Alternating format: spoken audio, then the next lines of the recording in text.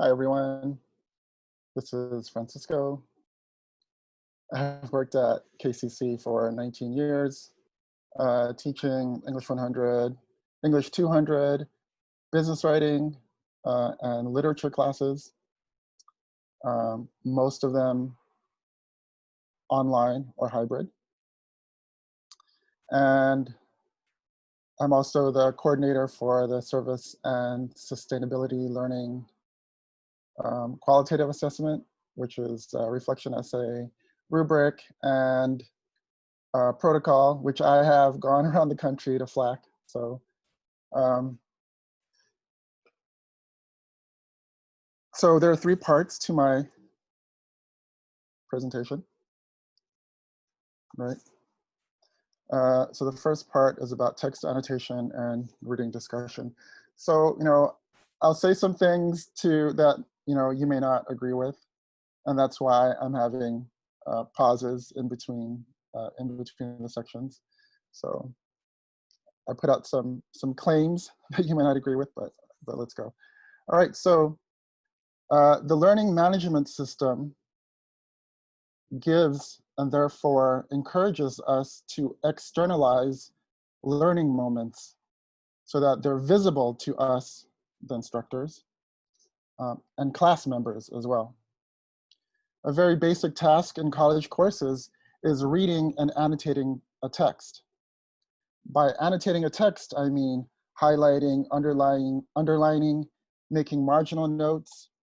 In other words, having a conversation with the text, in the text. This is a crucial activity in English classes, identifying rhetorical features in the text which serve as models for the text that students will write. Reading and annotating a text is usually a solitary task, but technology can make it active, collaborative, and instructive for the whole class. So in a face-to-face class, what I would do is, hand out a hard copy of the text and then ask students to read the text and annotate the text on their own, and then maybe do small groups, and then do a larger group discussion, right? And even in an online class, I used to ask my students to download the readings, print them out, and annotate them individually. But I think doing that misses out on the opportunity that technology affords us, right? At my top class a couple of years ago, Jamie Sickle suggested I do collaborative document markup. And I was like, what? How can this be done? Well, it's really simple. It's just sharing a document in Google Drive and giving everyone commenting privileges. So easy and yet so powerful.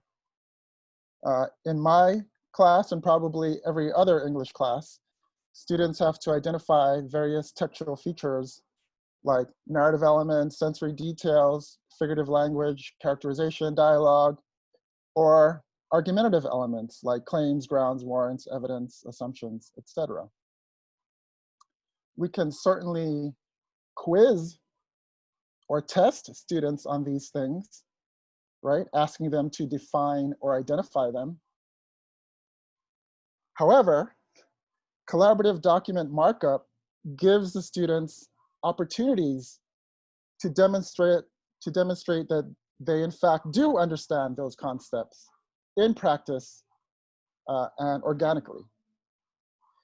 And for those students who are unsure or less experienced, their classmates' comments give a model for their own comments.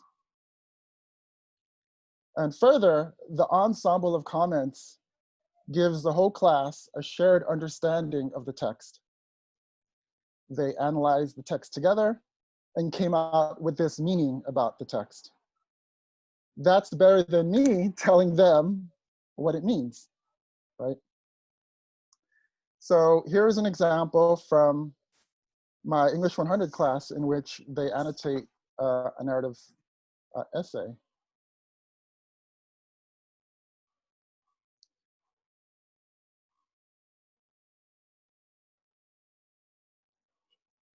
Everyone see that? Yep. Okay. So in this class, they are analyzing Food is Good, a chapter from Tony Boyd's book. And if I just scroll down the text, right, we see a bunch of comments, right? So in these comments, I asked them to identify a narrative element and explain why it's important or interesting for the text or in general, right? And you see how many comments there are. If I were to discuss this text in a class, I would not have this many comments. Like people would not comment this much, right? People wouldn't talk this much, right? So here we see all of these comments, all of these analyses, all of these identifications about this text. And actually I have a screenshot of one of these texts because I thought it was really helpful.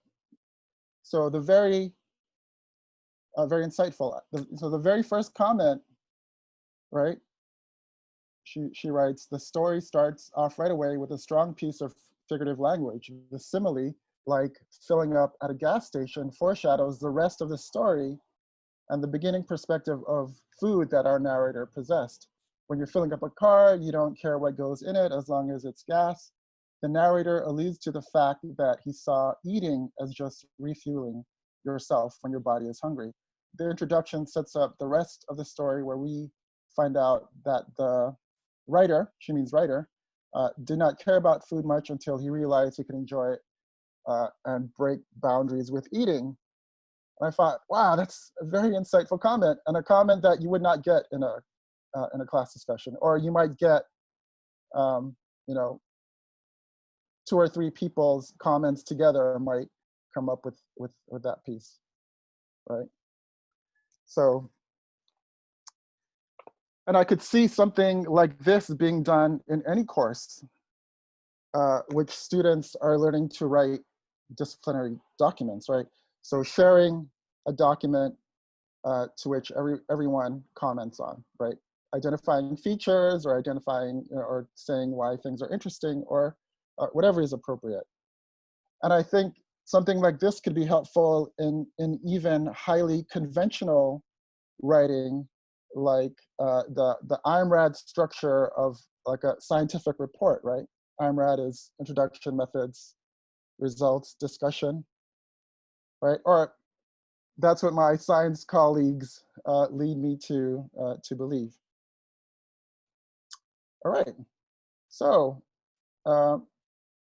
that's the end of this section. So I want to ask you if you have comments or questions about doing this in your class.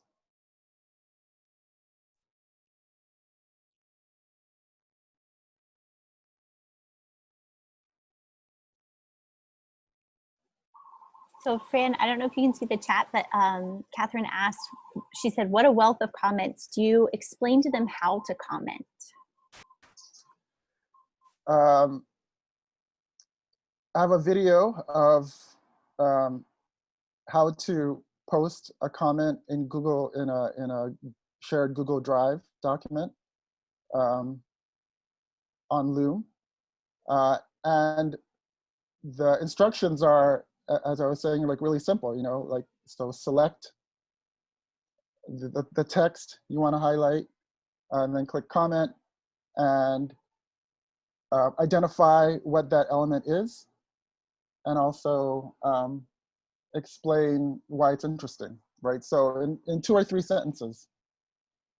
And that's it, and that's what we came out with.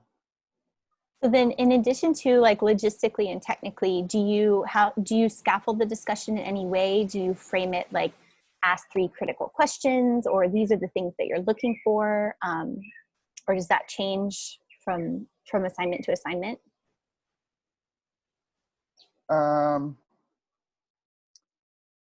Yeah, so every assignment has different rhetorical features that we're highlighting, right? So for an argumentative text, I might ask, what is a claim or a thesis? What rhetorical appeals, what emotional appeals, what ethical appeals, so that sort of thing. What shared values are being presented. But I think this has the capacity to ask, to prompt lots of different questions, right? As I was suggesting about highly conventional documents, right? I think an important important part of those kinds of documents is the certain tone, the certain voice of distancing and objectifying, right? Which is really hard to explain, like orally, right? It's easier to select text and say, oh, here is the passive construction, which is meant to sound objective in the methodology or something like that, right? And do you group the students and put them into documents, or is this usually like the entire class in one document? For this assignment, for the one that I showed you, it was an extra credit assignment in preparation for a chat, in preparation for a synchronous discussion in Laulima chat, right? But in the next semester, I'm going to do that for each of the narrative essays that they're going to analyze. So one group, and they choose which piece they want to analyze, right? So I don't group them in groups. They self-select. Nice.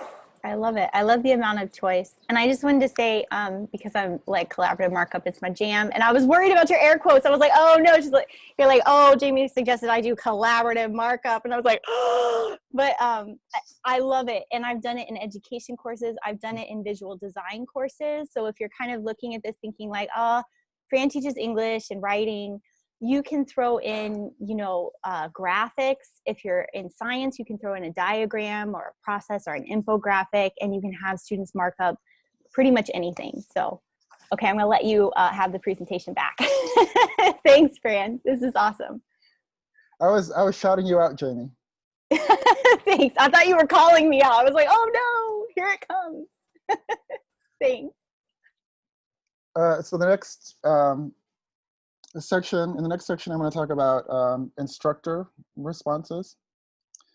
And here might be some things you might not agree with, but the point of instructor responses in the draft stage, I believe, is not to dictate the writer's rhetorical choices. It is to help students make their own rhetorical choices, given their rhetorical situation, or in other words, their topic, audience, their self-representation, and the context of their piece. Further, I think that the grading group for any assignment should be open enough for a multitude of rhetorical choices. Students should be rewarded for making the choices they think are best for their rhetorical situation. And I mean this specifically for English 100, and maybe writing classes in general. So the point of writing classes, especially English 100, is to offer different rhetorical strategies for students to try out. And it's up to them to make the choices that are best according to their rhetorical situation, right? So certainly students will have to write to fulfill conventions of a particular genre, but even then, the response should be or should not be, don't do this. It should be, how would your audience react to this? Would your audience follow what you're saying, or would they be confused? And going back to, the structure of a science piece, right? Again, the IMRAD structure, introduction, methods, results, discussion. And I've seen this, right? So in the introduction, a student tells a personal story about why he or she wanted to do this topic, or why this topic was interesting, which is, fairly inappropriate for that kind of writing. And as I was saying earlier, the response shouldn't be, this is wrong or inappropriate, right? The response should be, how would your audience, a fellow scientist, regard this story in your introduction, or something like that, right? So given this approach, I tried to make any student request for a draft response to be a conversation, either face-to-face, Lalima chat, or Zoom. My last resort is writing a unidirectional email response to the student, to which students rarely reply, right? Or if they reply, it's like, oh, thanks, or will do, or something like that. The favorite part of my job is to discuss writing with people, and in particular, discuss students writing with them, with the student. That's like the funnest part of my job, right? So when it's one way, I think it's pretty sad, right? And I think a lot of online writing, online assignments are sadly one way, right? It's important to make it a conversation so that all people are engaged and get something from it.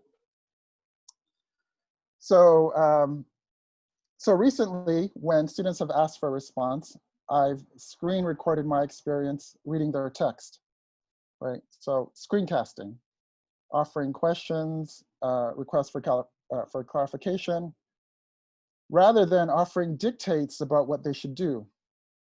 And I'm doing this as I scroll through their document. And I wanna play part of a video that I did this summer, a screencast of, just to show you what it might look like. I know tons of my colleagues have done this or are doing this. And I did it in Loom. Because I did it in Loom and I loaded it because like Loom is slow sometimes. So I'll just, let's see. Deliver a solution, provide a rationale, validate, give counterpoints, and call to action. I see at the top of your piece that the bold text here, friends and family, and also here, take an extra 10% off. They certainly gain attention. But since your business is a visual one, I wonder if you think an image would be more attention getting. So, for example, an image of a person with nice hair, right? Since you're a hairstylist, would that be attention getting?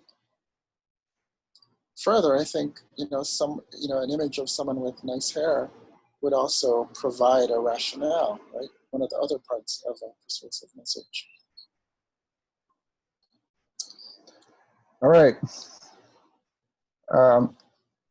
Those questions are kind of loaded, of course. I mean, I was trying to push art in a certain way, but they were sort of phrased in the form of a question. But that goes to, that's what I'm trying to do, in each of these screencast draft responses.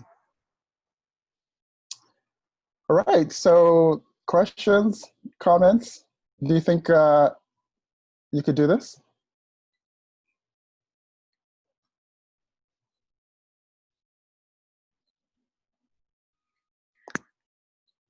Debbie had a question about if you have a rubric for evaluating or grading collaborative markup assignments. How do you grade them?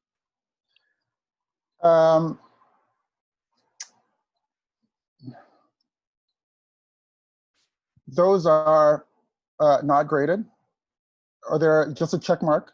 So if they do them, they get credit for them, and if they don't do them, they don't get credit for them. I mean, it's 2 sentences. It's hard to grade, to have a rubric for, 2 sentences. This is Debbie. You had mentioned that you give extra credit, if I heard correctly. How much extra credit do they get then for doing this type of? I kind of trick them with extra credit. I say that extra credit is, I think you should be able to pass the class with the points in the, that for the assignments that the class already has, right?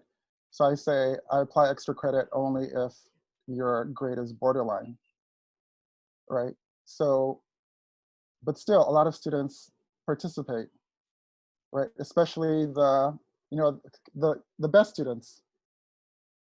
And, I guess some of the worst students as well participate and get extra credit.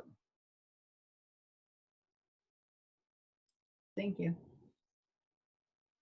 Other questions?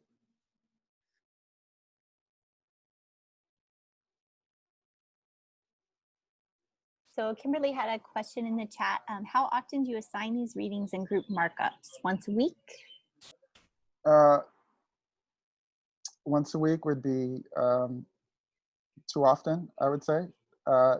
So these markups are preparation for our formal essay, right? So a whole unit to create that formal essay would entail, kind of an informal analysis like the collaborative document markup, and then a more formal analysis in which students, write a paragraph or a short paper analyzing rhetorical features of a particular text.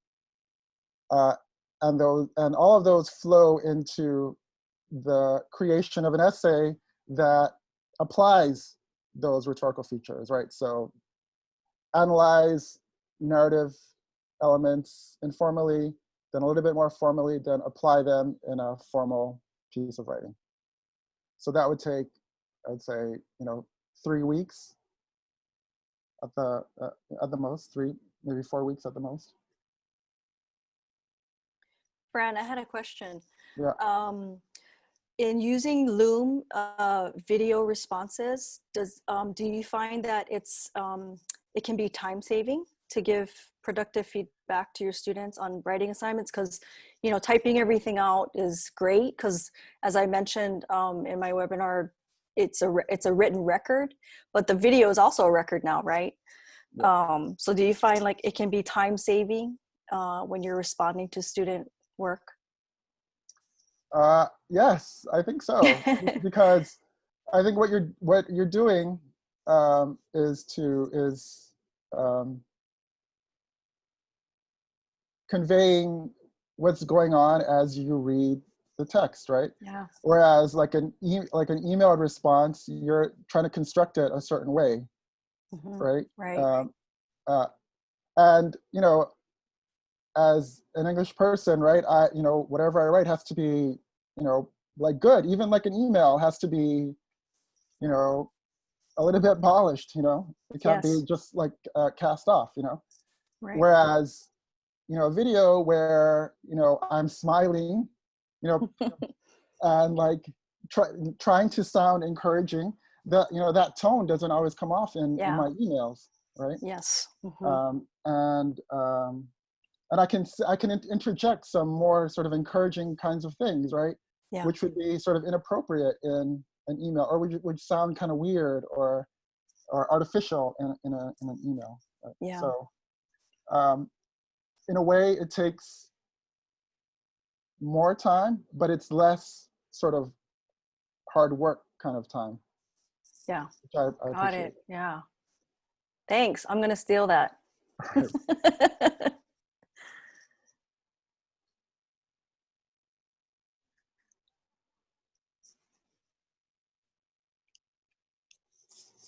Good.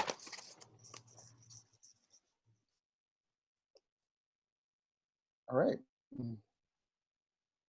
So let's move on to the last piece, which is on peer response. So I think that I think we all realize that technology structures social relations, and LMS can be used to decenter the teacher's authority. It can also be used the other way, right? To center the teacher's authority. In English, the project to decenter the classroom has gone on since at least the 1970s. And part of that project is fulfilled by considering the audience for the writing as not just the teacher, right? In the past, in English classes, only the teacher was the audience, right? And I think we've moved, far away from that, right? So now that the audience is considered, the teacher, but also the whole class, and often people outside of the class, right? Students sharing their writing and students responding to their classmates' writing are important parts of decentering the classroom. And technology can support that decentering. Allowing space for the student, the writer, the learner to speak, right? So in English 100, so here's another claim I'm gonna present. In English 100, I would argue that more of the benefits of peer response accrues to the responder and not the respondee, right? I mean, if you structure the response questions properly, they will be at least helpful, sometimes minimally helpful, right? But the value, I think, is that being critical of other people's writing makes you more critical of your own writing, right? So a student during this process might think, oh, if I'm critiquing this about my classmate's paper, I should check if I'm doing the same thing in my own paper, right? I think we see that, I see that like all the time. Thus, I think the best peer response questions are focused on rhetorical sensitivity and sense of audience. If a writing class is about getting the writer to make the best rhetorical choices for his or her rhetorical situation, especially in terms of meeting the needs of the intended audience, then the peer response questions need to support that. And further, audience or reader-based questions are easier for students to answer, right? Often, especially in English 100, they don't feel authoritative enough to respond or critique someone else's paper, but they can certainly respond as a reader. And considering the activities that they've done in the class, they have had lots of practice reading and annotating texts, right? So they have already been trained to respond as a reader. So what I have here are a few of Elbow and Pelanoff's peer response strategies, and a couple of other things are also thrown in, right? So have you heard of these? Juicy verbs. I've only become acquainted with juicy verbs, right? So to be verbs are very bad, right? So we try to get students to use better verbs than to be verbs, right? And as we've seen from Bloom's taxonomy, there are tons of um, disciplinary specific verbs, right? And so that's, if students use these disciplinary specific verbs, then they're able to, they're reproducing the discourse better, maybe. Pointing and center of gravity, right? So what is interesting about the text, or what seems interesting, or what this text seems to actually be talking about, right? Summary and sayback, I think that's fairly self-explanatory. What is almost said? What do you want to hear more about? Quicksand moment, right? When do you get stuck as a reader? When do you get stuck in this piece of writing? Or when do you lose interest? Movies of the reader's mind. So this is what I'm trying to do in the instructor response, right? I'm trying to explain my reaction in the course of reading this piece of writing. And believing and doubting, right? So this is good for argumentative essays, right? So believing, so the reader responds as a true believer of the argument that the writer is making, right? Or the responder responds as a complete doubter, right? Offering counter arguments every step of the way, right? And both of these can be helpful in filling in the gaps of an argumentative piece. This is my general formula for peer responses, which draws on Elba and Belanoff. What's memorable about your classmates' draft? What do you want to know more about? And then I also ask questions about grammar, punctuation, mechanics, documentation, style, principles that we've been studying in class, right? So an example, here's a couple of examples.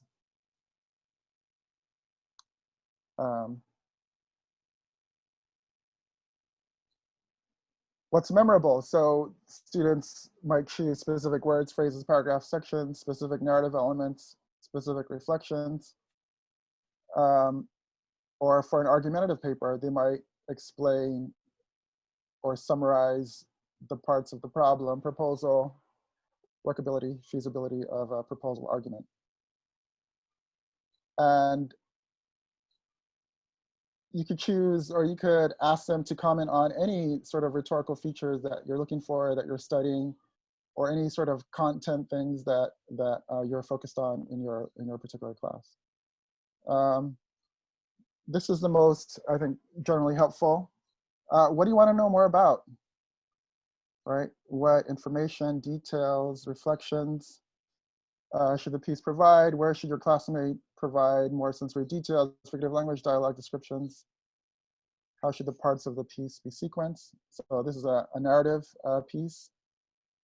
For the proposal argument, what more do you want to know about the problem, the proposal, its workability, feasibility? What information or explanation should be provided for the argument to be more persuasive for the intended audience? And here again are the formal features that or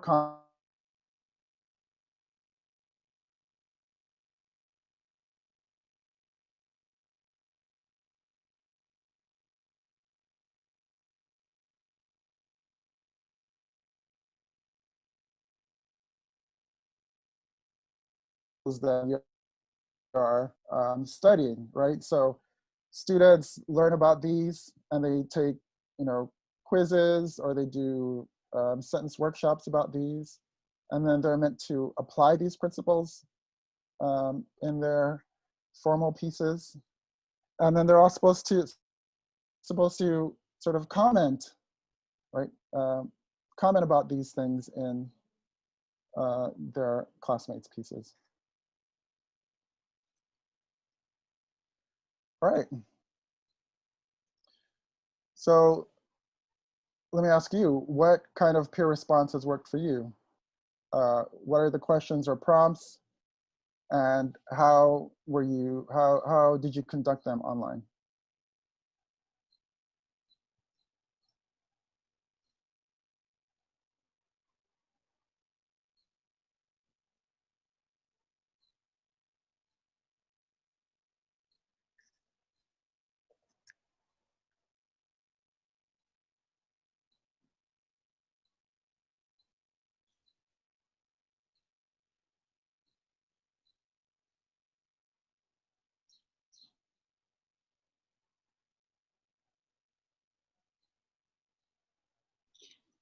Fran, this is Jan. Hey, Whose John. work is this again that you're citing? Peter Elbow and I forgot Pat Galanoff. Peter Elbow. Oh, I have the handout that I'm going to post to forums, Oh, perfect. so you can see all the details of those activities. Oh, perfect. Because I actually heard Ellen, so I'm so glad you. Like, who do I need to search for? Okay, thanks. I'll wait for it then. Alrighty.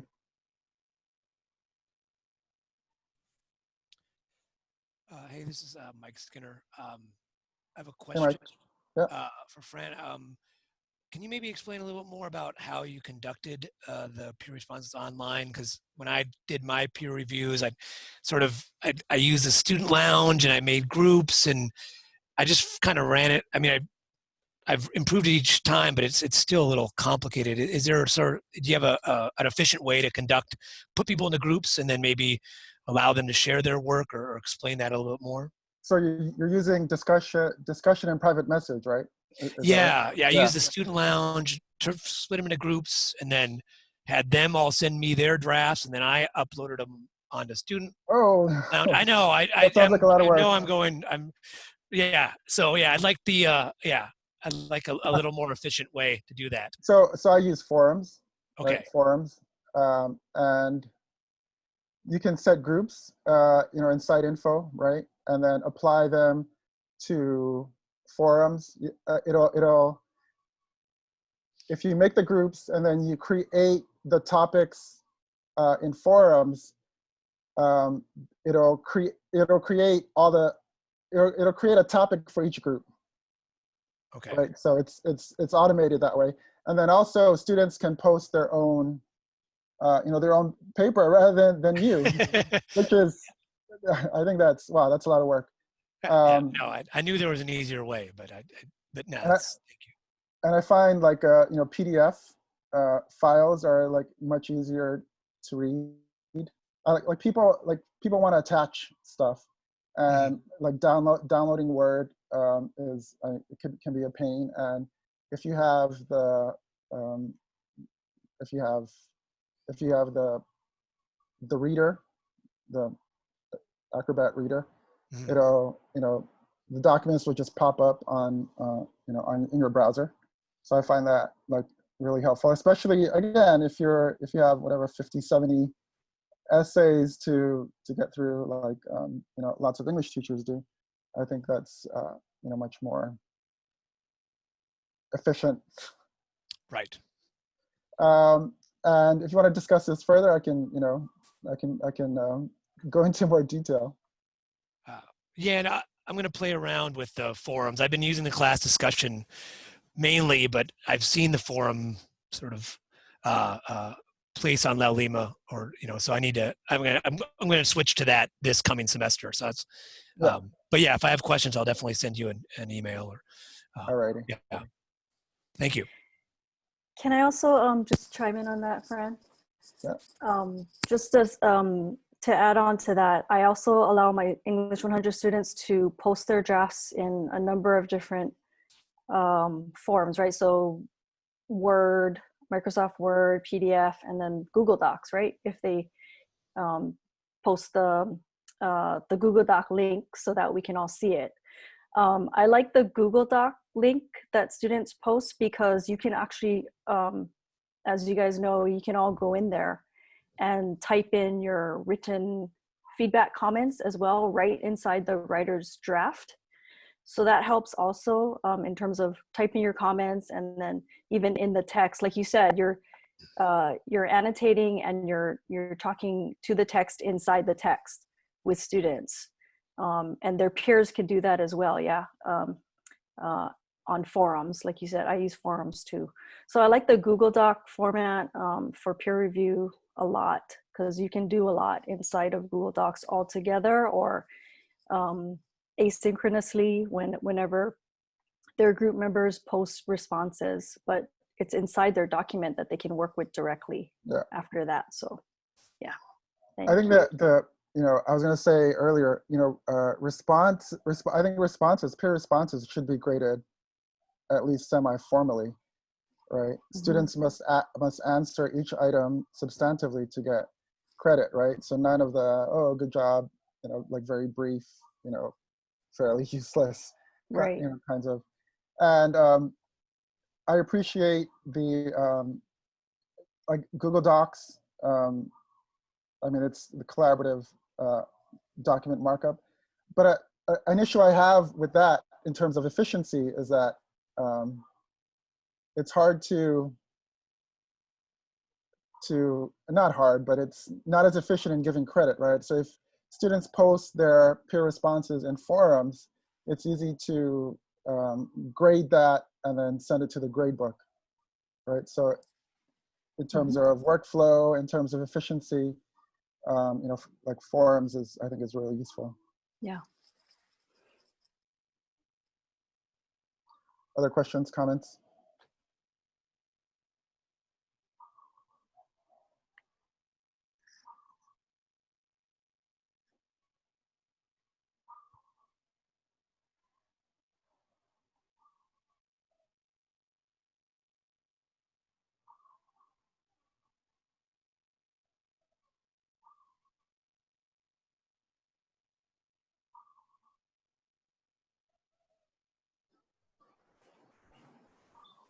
I was just going to share that for efficiency, if you are going a Google Doc route, previously I've done something where I'll set up like a Google Sheet. So it's like an Excel sheet, but it's in Google, and I'll make that editable to the students, and I will just download the roster, throw their names in there in the first column, and then I'll ask them to put a link to their document in the second column. And then just for ease of use, I'll say, everybody is responsible for providing feedback to the two people underneath them in the spreadsheet. And so then it kind of takes care of itself in terms of like not having to populate all of that myself or having different formats. So I can just say like, okay, Fran and Penny are underneath me in the spreadsheet. So I just click on their link, I go in and I mark up their document and I give them peer feedback.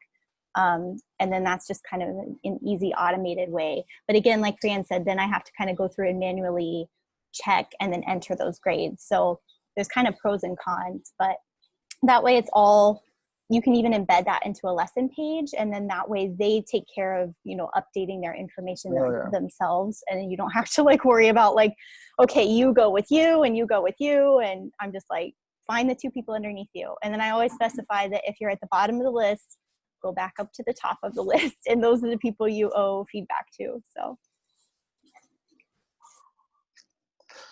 I have 100 students in my English 100 class, so I try to be as efficient as possible.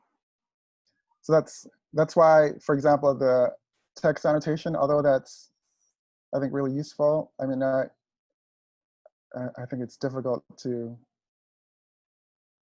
do that for 100 students.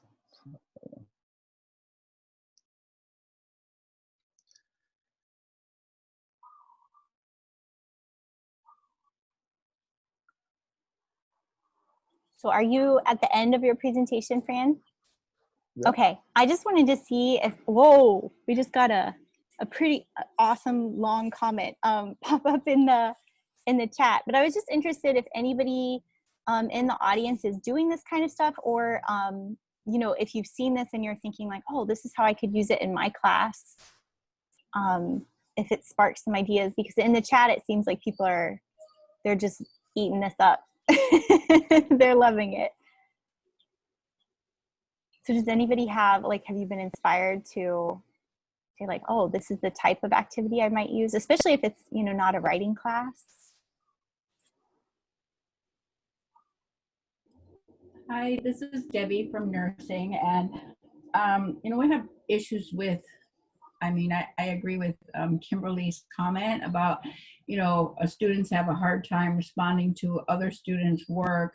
I often feel the quality of that documentation is not really very substantial. But one of the things I was thinking when you mentioned formative assessment is that maybe we can introduce a topic through an article and then have them use collaboration to insert their thoughts regarding what is stated in this evidence-based article. Thereby might give me as an instructor some insight to where the students are at in their knowledge on a particular topic and where to begin our discussion. I don't know, has anybody used it in that way? Thank you. Yeah, I think that, that sounds good. I think, a principal in responding, I think it's difficult to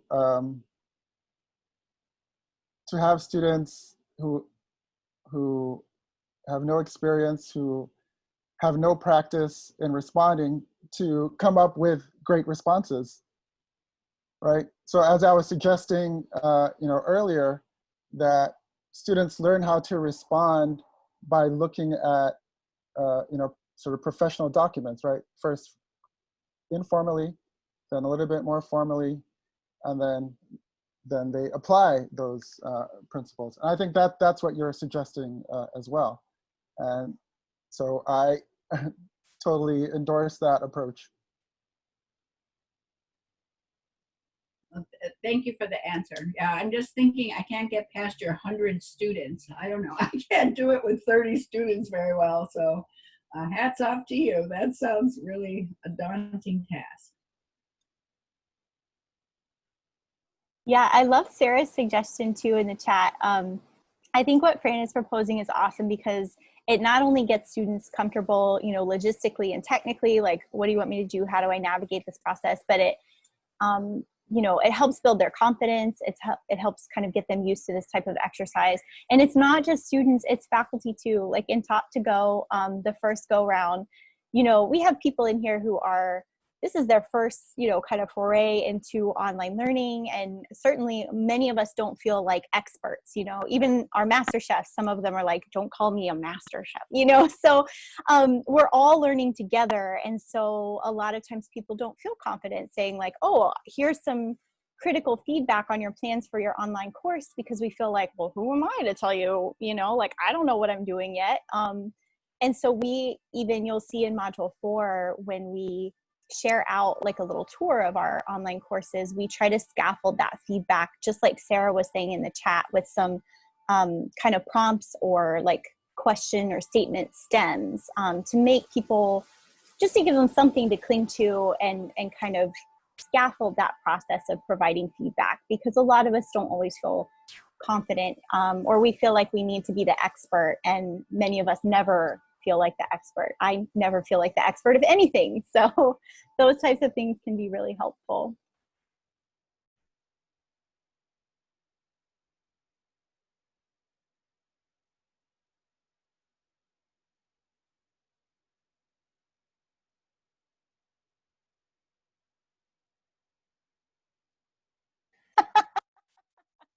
All right, does anybody else have any other questions or anything to share?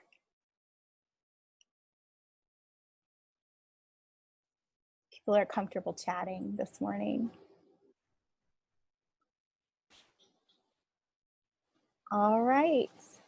Otherwise, we're going to let Fran go. This is your last chance. We're going to free him up. All right. Hi, thank Fran. you. Oh, yay. Good. Fran, this is Sarah Hadmack, and sorry, I'm one of those people who's been more comfortable in the chat than actually talking, but I do have a question about grading for you, more just like the amount, right? I love all of the things you're suggesting, and I think all of them are so important to do as well, and I was wondering if you have any additional tips for, how to cut down on the grading a little bit. I find sometimes with so many students, because I have 35 students in a class, and if I'm doing, 4 classes, that's what, 140, and if it's 5 classes, it's 175 students. And I want to give them all this feedback, and I want to monitor all the feedback they're giving to one another as well. But doing it online just seems so much more time intensive than in the classroom. And I was wondering if you have any tips for how to manage all of the grading. Thanks. So I think rubrics for formal essays are really important, right? And focusing on specific aspects, specific parts, specific concepts, specific formal features, and just commenting on those things and not commenting on everything else. First of all, students are not going to get everything that you write, right? Right. So I think you want to, and of course, the things that in your rubric should be connected to the things that you've been doing in class, and like the course SLOs, etc. So it's not like the first time that they're seeing those things or being introduced to those things, right? So again, very specific rubrics, right? And commenting on those things in particular. I mean, you could occasionally write like a brief paragraph, if I especially touched or especially moved, or I think an argument is like really like well constructed, I might add a paragraph like that. But otherwise, I just focus on grading the parts of the rubric, right? And not worrying so much about lots of other things. And again, I'm in English, I'm teaching English 100, right? English 100 is just like the first step in their journey. Right. Your class is just the first step in their journey. I think for most of us, it's the first step in their journey, right? And it will think about your development as a writer. When were you able to write a disciplinary paper? For me, it was not until like 300, 400 level. So Right. You can't demand so many things out of our 100 level students, who, by the way, have done very little writing in high school. Yes, definitely. I think for me, it's sometimes less providing comments on their writing until, of course, they are in my writing intensive courses. But, I teach world religions, so a lot of it is the ideas and generating tolerance and understanding, and that this might be the only religion course they ever take, right? So trying to do a really good job with that so that hopefully we have a more peaceful world. So I want to read and respond to it all. Not that I'm like the authority on it. I think they can learn so very much from one another too, and they teach me things too. But yeah, thanks for the tips. Like trying to focus on the rubric is a great reminder. Because yeah, it can just be really daunting sometimes, the amount of work that's coming in. But thank you.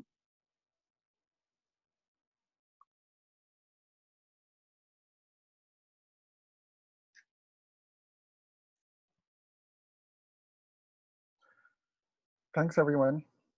All right. Thank you so much, Fran. This was awesome. I feel like we have a lot of people, particularly in the chat, because I know we're not quite ready for microphones this morning, I feel like, but lots of people have been blowing up the chat. And I think we've got a lot of people who are excited to try this out. So thank you so much.